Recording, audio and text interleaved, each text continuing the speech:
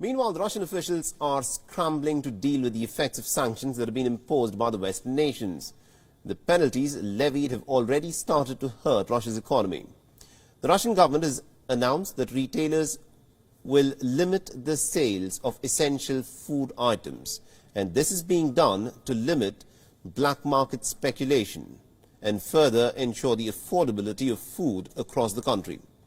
The announcement has come after the Trade and Industry Ministry said that there have been cases of essential food items being purchased in volumes larger than necessary for private consumption for subsequent resale later when the prices are higher.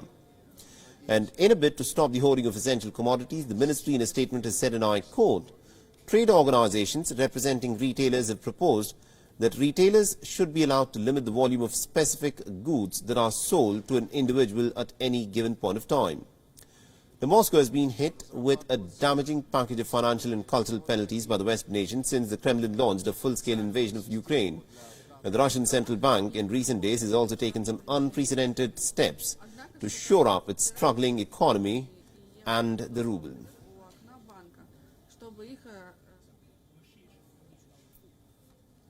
Now, the Ukrainian President Volodymyr Zelensky has made some fresh appeals to the Western nations, especially the United States and the NATO military alliance, to declare a no-fly zone over Ukraine. This as different cities across Ukraine are witnessing a sharp rise in the number of missile strikes and also bombings from fighter jets of the Russians. In one such case, a barrage of Russian missiles have raced to the ground a civilian airport in central Ukraine. The Ukrainian government has confirmed that the Havrishko airport in Vinnytsia was completely destroyed after being bombed by 8 rockets that were fired by the Russian forces.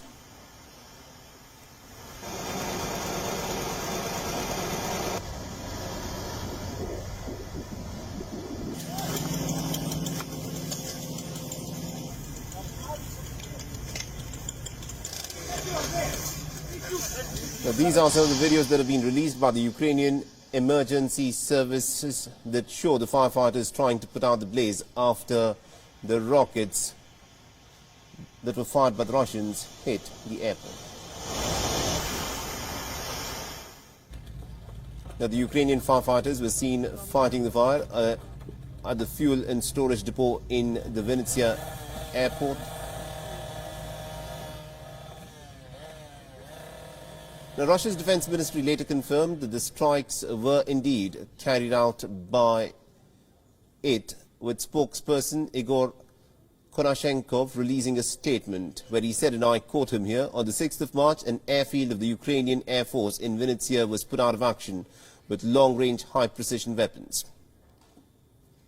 Now, what is of course worrying is that this latest attack has taken place in the western area of central Ukraine, far from Russia and the Belarusian borders, an area that has in fact seen few such airstrikes, indicating that Russia could be expanding its operations across the country. The second week of the assault on Ukraine has seen increasingly deadly attacks as Russians are inching closer to Kiev. Ukraine, of course, continues to accuse Moscow of indiscriminately targeting the residential areas, while Russia has maintained that it has not launched any attack on civilians so far. But the ground reality seems to be very different.